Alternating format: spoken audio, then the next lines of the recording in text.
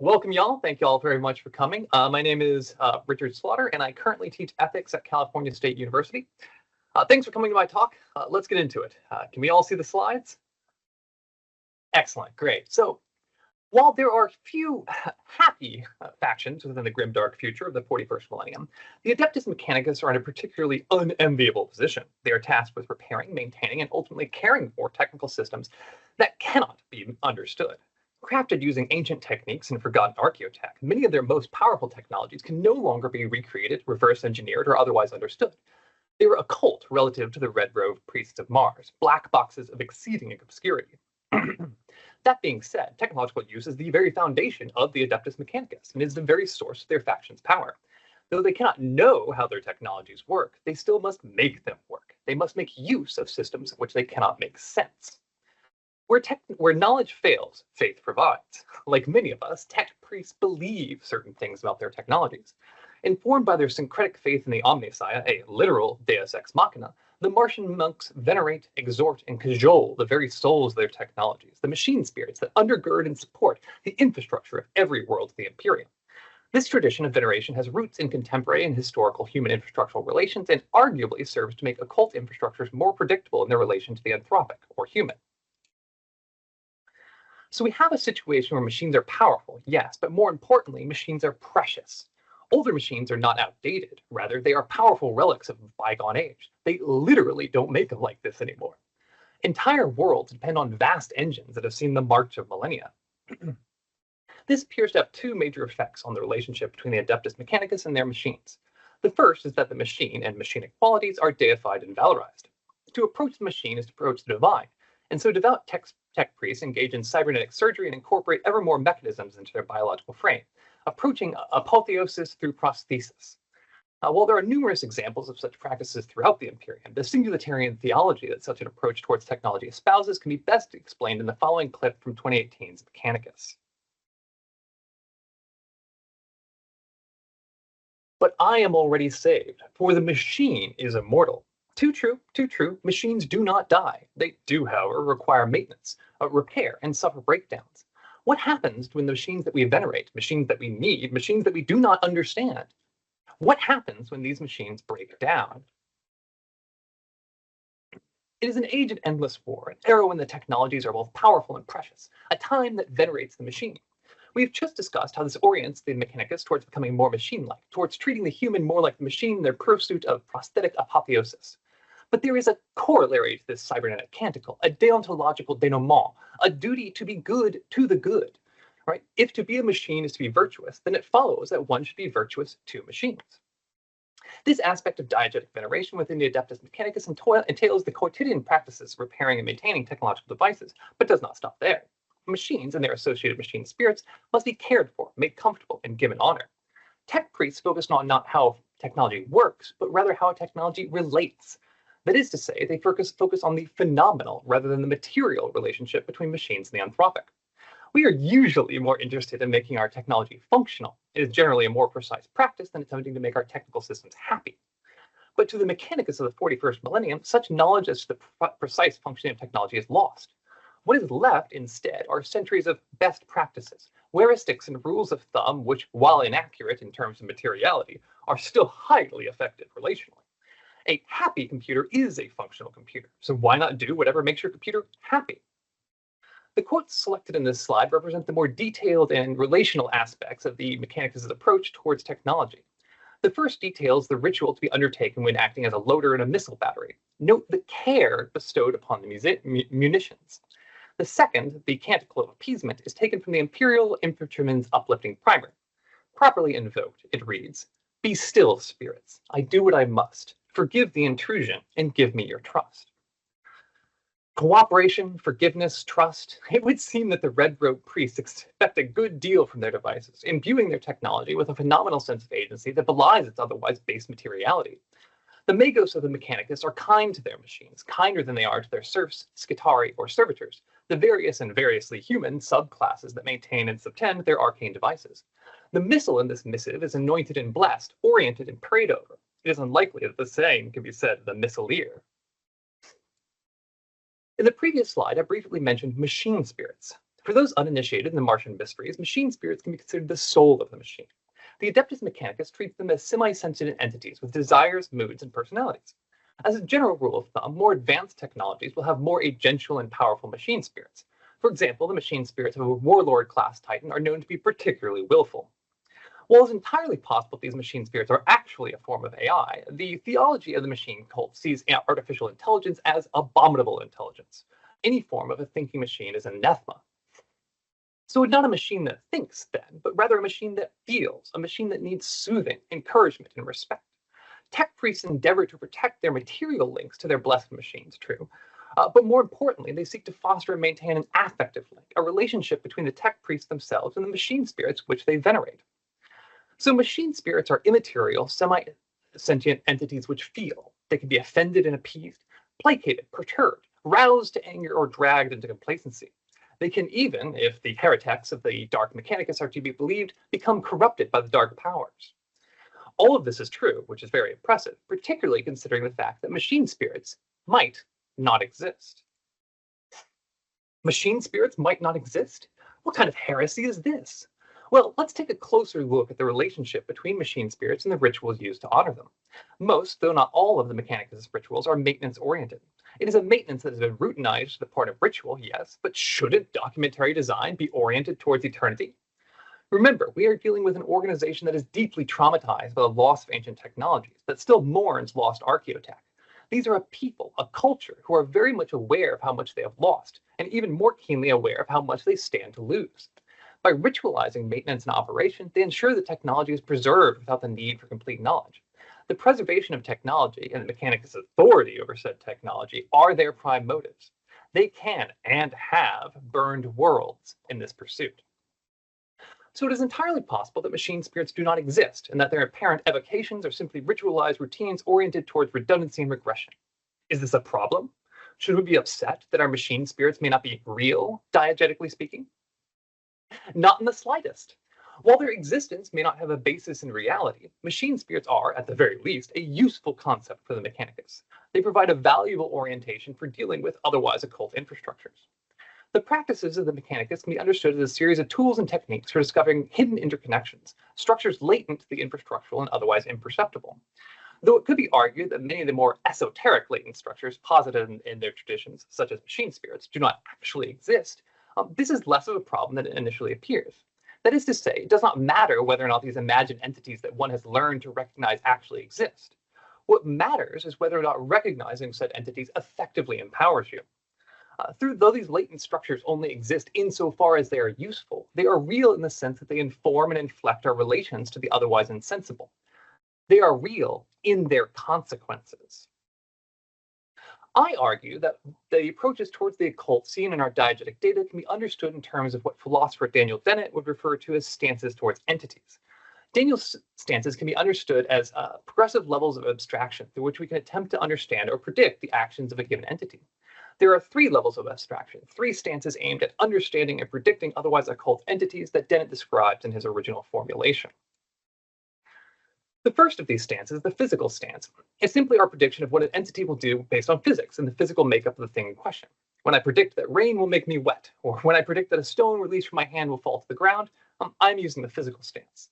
This can be very useful for predicting simple phenomena. Just like a stone, a data slate will also fall to the ground when dropped. But simply knowing that a computer is made out of metal and plastic does not allow me to predict what a computer can do. In regards to occult systems, such a physical stance is difficult to maintain. When one's call drops, for example, it does not fall to the ground in the same manner as a stone. Physical stances towards the occult are often accurate, but such predictions are very limited use, particularly in the context of large occult infrastructures. When the physical stance fails to provide predictive purchase, we can add another layer of abstraction and enter into what Dennett refers to as the design or teleological stance. In this stance, we do not say a computer is an assemblage of metals. Rather, the computer is what it does, namely, compute. Things are what they are designed to be, and their actions can be predicted based on what we surmise about the teleological end to which they are designed. Of course, this stance is only effective if we can tell what a given device or system was designed to do. In instances where the purpose of the occult is obscured or lacks a relatively sensible design, such a teleological stance proves ineffective. Dennett's third stance adds another layer of abstraction in what is referred to as the intentional stance, wherein the thing is treated as an agent of sorts, with beliefs and desires and enough rationality to do what it ought, given those beliefs and desires. Dennett uses the example of a chess-playing computer program when describing the predictive utility of the intentional stance. One could, with enough time and effort, predict the next move of a chess-playing program by going over each and every single positive and negative charge within the circuit board of the computer, and through doing so, eventually predict what the computer will do next. This would be taking the physical stance towards the chess-playing program, and while it would be highly accurate, it would hardly be cost-effective. Dennett suggests it is much more effective to simply think of them as rational agents who want to win, and who know the rules and principles of chess and the positions of the pieces on the board. This approach is applicable to a broad range of entities, but only insofar as it provides useful predictions. When things act agentially relative to the human, it is effective to relate to them as agents. Dennett's original formulation of the physical, teleological, and intentional stances has been adopted and expanded upon by Philip Robbins and Anthony Jack, who argue for the inclusion of what they refer to as the phenomenal stance. The phenomenal stance goes beyond the intentional stance, treating the entity in question not as a rational automata, but rather as a locus of experience, which entails regarding it as a potential target of moral concern. These are things which feel, in other words, and we ought to feel bad if we hurt their feelings. In these cases, the intention is to render the occult more predictable based on not what an agent would rationally do on a given set of beliefs and goals, but rather what a phenomenal locus of experience might feel about a situation, given our own experiences with and as phenomenal loci of experience ourselves. Again, this approach is not anthropomorphism for its own sake. Rather, these machines are treated as though they have feelings because doing so renders the machines more predictable relative to the Mechanicus. Our relations towards the occult can be understood in terms of Dennett's expanded typology of stances towards entities. When predictions based on the physical stance fail, we widen our stance towards the occult, approaching it through successive stances until we arrive at a stance that provides us with a way to render the occult effectively predictable. We do not start off by viewing the occult as a phenomenal locus of experience, but given a system of exceeding occultation and complexity, that is often where we wind up. As we proceed through these stances, from the physical to the teleological to the intentional to the phenomenal, something interesting occurs. We're able to make progressively more expansive predictions with diminishing demands for data. In other words, taking progressively more abstract stances towards the occult allows one to do more, predictably speaking, with less, empirically speaking. In the phenomenal stance, for instance, you do not need to know whether or not the internal hardware of your computer would survive a nasty tumble onto the concrete. You simply know that you yourself would not like a nasty tumble onto the concrete, and so can effectively predict that your laptop would not like it either. By putting questions of materiality to the side, the Mechanicus are able to foreground relationality, ensuring an effective, if not entirely accurate, conception of the occult. The physical stance, for example, is very accurate in the predictions that it can make, but the predictions that it can make are often not very useful. Successfully extracted stances allow us to form more and more expansive and effective predictions of the occult, while using less and less accurate depictions of the occult. In other words, we understand how we relate to the occult through conscious and practical misunderstandings of the occult structure. There is a decrease in the accuracy of our material conceptions of the occult, even as our relational conceptions of the occult become increasingly effective. An increase in effective relationality over accurate materiality. Imagine, if you will, that you're attempting to reverse engineer orc weaponry. It doesn't work how physics says it should. You can't tell what it's for, and these heathen devices have no machine spirits to placate. So far, all of our stances have failed. We know that treating the occult as a deterministic system, an intentional agent, or a phenomenal locus of experience is not an effective way to predict the occult. We can now assert that our relation to the occult is unlike our relation to other entities, and we are able to assert that a relation exists, but we're unable to effectively predict the occult based on this information. We only know that, in relation to us, the occult is like nothing else that we know of. I would like to further extend Dennett's typology of predictive stances towards entities by arguing that this relation towards the occult constitutes a fifth stance, beyond the phenomenal stance. I refer to this approach toward the occult as the mystical stance. This stance is derived from three bases. First, we know that the occult exists and that it has some relation to us. Second, that we do not understand that relation. And third, we hold that making the occult more predictable is important. If these three things hold true, then we have entered into a mystical stance on the occult. Though the mystical stance is not an effective means through which to render the occult more predictable relative to the human, it is nevertheless oriented towards that goal. If we know that we do not know how Eldar tech works, for example, we can predict that our predictions will be worthless. While in the mystical stance, we may not know what the effects or actions will be in relation to the occult, we are aware of that fact and may take it into account. The mystical stance refers to what, in Rumsfeldian terms, could be described as a known unknown. I suggest the mystical stance is ineffective as it offers little in the way of predictive power. I also suggest that by being more creative and intentional in our construction of the occult, we can maintain a more effective stance in relation to the occult. And being conscious of the act of constructing the occult, we are necessarily aware of the fact that our conception of the occult is always already constructed and could always have been constructed differently. Understanding that our conception of the occult is constructed and understanding how to construct such conceptions to provide effective predictions, this is what the practice of the Adeptus Mechanicus has to teach us about our own relation to the occult, technical or otherwise. Information infrastructures and other occult systems are not phenomenally approachable on an anthropic scale. The role of ritual and ritual practice in relation to information infrastructures is to allow us to more effectively form predictions about systems that are hard to get at. Infrastructural imaginaries and ritual practices can instruct users of infrastructure how to effectively, if irrationally, relate to information infrastructures which they would otherwise lack in a gentle role or an interface. Ritual practice in relation to information infrastructures empowers the anthropic in relation to the occult, hypothesizing possible agents and assaying possible connections. In short, the machine cult's ritual practices in relation to information infrastructures allow for its adepts to explore their relation to occult systems and agents by expanding the explicable. It allows them to explain more because they have more to explain with. This is as true in the 21st millennium as it is in the 41st. My students have chanted invocations at Alexa, made propitiations to their laptops, and gave thanks and praise to the cloud, through which all are saved. This should be understood as a semi-serious attempt to fit these systems with a narrative framework oriented towards the safe and effective use of the infrastructural occult. If rendering the infrastructural occult through a ritual frame is effective in reality, it hardly matters whether it's reflective of reality. These renderings of the cult are inaccurate, and that is neither unprecedented nor unanticipated, right?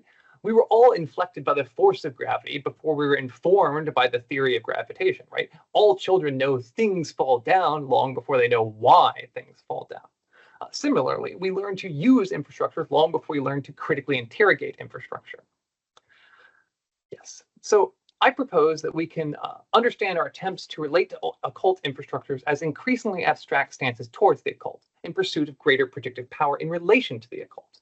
This process takes us through Dennett's three stances towards entities, the physical, teleological, and intentional stances, towards the phenomenal stance proposed by Robbins and Jack. As we progress through these stances towards the occult entity of infrastructure, we increase our predictive power in relation to the occult. Similarly, the Mechanicus treats their machines as though they can feel for a simple reason. It is useful to do so, and doing so increases the predictability of said machines. As our own infrastructures burgeon and bloom, they become ever more complex, ever more sprawling, evading both auspex and inspection through the sheer dint of scale, through imbrication, invisibly supporting and subtending the myriad. What methods do we need to hone? What rituals do we need to forge to ensure that we maintain effective relations towards these systems? In the grim darkness of the 41st millennia, there is only war, but we aren't quite there yet. We still have time to create functional, intentional, and conscious relations towards infrastructure. All right, thank you very much. Here are my references in case you want them. And yes,